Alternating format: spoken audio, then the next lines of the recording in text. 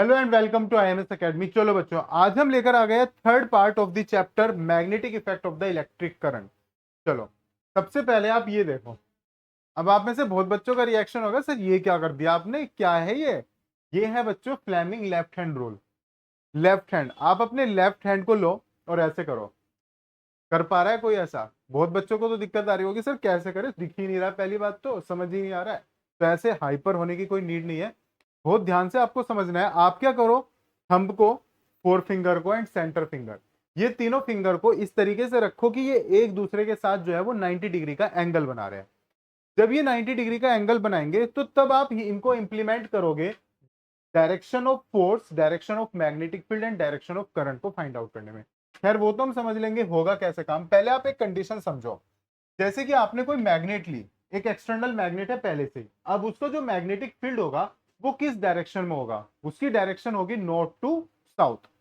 North to south अगर उसकी direction है और वहीं पर आपने कोई कंडक्टर ले लिया और उसमें आपने करंट पास कराया, अब उस करंट पास कराने की वजह से अब यहां पर एक कॉन्सेप्ट और आया कि उस जो करंट है उसकी भी एक डायरेक्शन होगी। दो चीजें हो गई, मैग्नेटिक फील्ड की डायरेक्शन एंड करंट की डायरेक्शन। और जो तीसरी चीज है वो डायरेक्शन हो गई फोर्स की। अब सोच रहे होंगे फोर्स कहां से आ गया सर? जब वो ऑलरेडी एक मैग्नेटिक फील्ड आपने रखा हुआ है और उस कंडक्टर में जब आपने करंट पास कराया तो उसकी भी एक डायरेक्शन है करंट की। और उस करंट पास होने की वजह से उसके चारों तरफ एक मैग्नेटिक फील्ड बनेगा। क्योंकि हम यही तो पढ़ रहे हैं इस चैप्टर के अंदर कि जब भी किसी कंडक्टर के अंदर करंट पास होगा तो वो अपने चारों तरफ एक मैग्नेटिक फील्ड बनाएगा।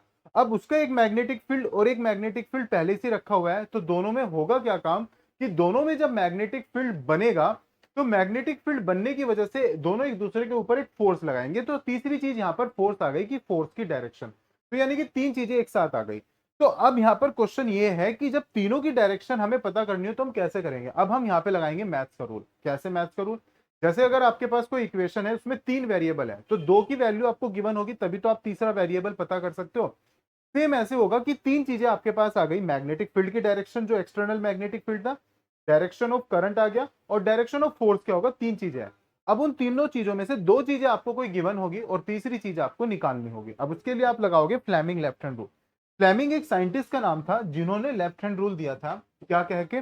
उन्होंने कहा कि आप अपनी तीनों फिंगर को एक दूसरे के साथ 90 डिग्री का एंगल बनाओ। ध्यान से देख लो, अगर समझ पा रहे हो, दिख पा रहा है सभी को, ऐसे आपने 90 डिग्री पे इनका एक साथ बनाना है। तब उन्होंने कहा कि याद रखने के लिए इसमें आप आसान सी स्ट्रेटजी अपनाओ। जो उन्होंने नहीं वो मैं कह रहा हूं। फादर मदर चाइल्ड, एफ से फादर एफ से फोर्स, एम से मदर एम से मैग्नेटिक फील्ड, सी से चाइल्ड सी से करंट। तो अब इसमें होगा क्या काम? इसमें ये चीज है कि आप क्या करोगे, आप दो चीजें अगर आपको गिवन है, जैसे कि अगर आपको गिवन है डायरेक्शन मैग्नेटिक फील्ड की तो आप ये वाली फिंगर उधर रखो, और डायरेक्शन है करंट की गिवन। याद रखना इलेक्ट्रॉन की जो डायरेक्शन है उसकी अपोजिट डायरेक्शन होगी करंट की। तो आप अगर करंट इधर को दे रखा है तो आप इसको इधर रखो। तो ये ऐसे रखने पर दोनों चीजें, जो तीसरा बाय डिफॉल्ट जिस डायरेक्शन में आएगा वो डायरेक्शन होगी फोर्स की।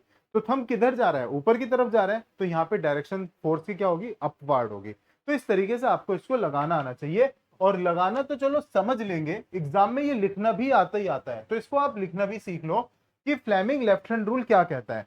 तो इसमें आप सिंपल से लिखोगे, जो आपके फेमस से वर्ड है according to Fleming left hand rule. ये स्टार्टिंग तो सभी बढ़िया कर ही दोगे, ये कह के according to Fleming left hand rule you have to keep the thumb, fore finger and centre finger mutually perpendicular to each other. एक दूसरे के परपेंडिकुलर आपको वो रखनी है। परपेंडिकुलर का मतलब 90 डिग्री पर।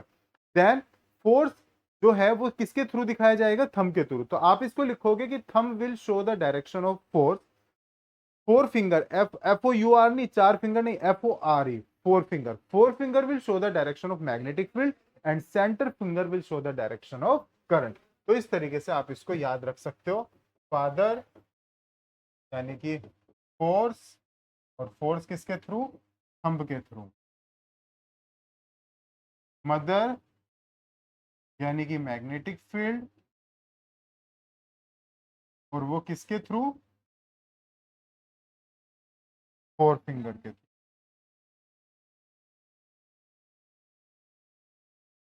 और ये हो गया चाइल्ड। बन गई पूरी फैमिली। चाइल्ड से क्या होगा?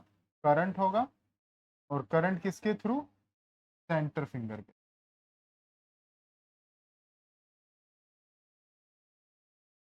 ठीक है, तो इस तरीके से ये आपको लगाना आना चाहिए।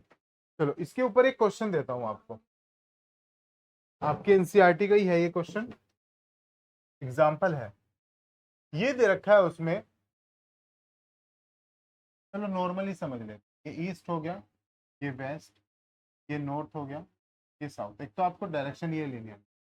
अगर आपको ये हम अप्लाई करने को दे कि जो मैग्नेटिक फील्ड की डायरेक्शन है वो है ईस्ट टू वेस्ट, अब मैग्नेटिक फील्ड इसके थ्रू रिप्रेजेंट होगा, वो कहाँ जा रहा है, ईस्ट टू वेस्ट जा रहा है। और यहाँ पे जो हम इलेक्ट्रॉन्स की डायरेक्शन दे वो ये देंगे कि जो इलेक्ट्रॉन्स है वो बाहर की तरफ निकलते हुए आ रहे हैं। अगर इलेक्ट्रॉन्स ऐसे आ रहे हैं तो जो करंट होगा वो उसके अपोजिट डायरेक्शन में किधर जाएगा, इनवर्ड जाएगा, तो करंट जा रहा है अंदर की side.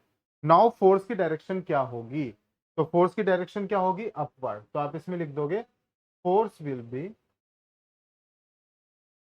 In upward direction.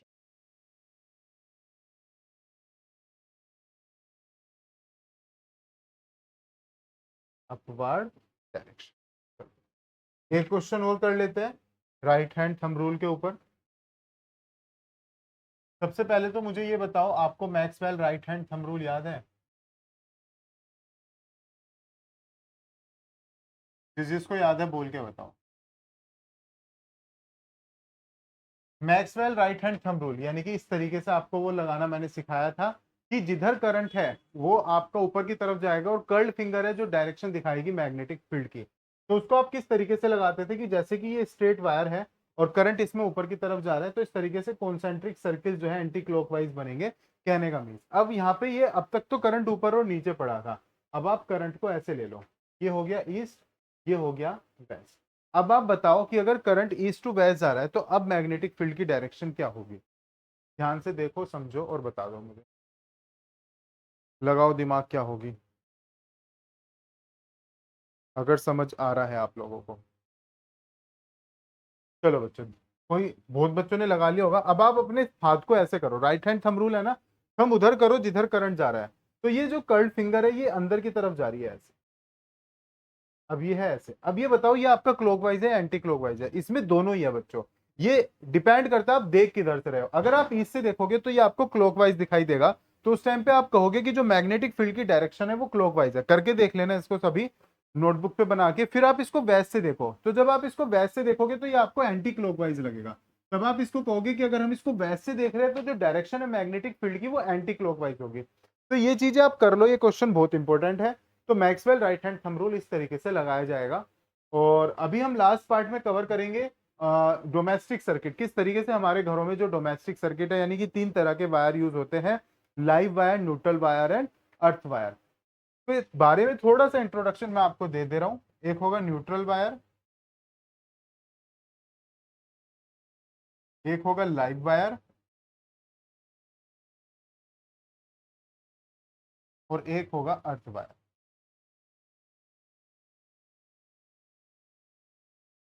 Earth wire का कलर होगा ग्रीन, लाइव वायर का कलर होगा रेड और न्यूट्रल वायर का ब्लैक।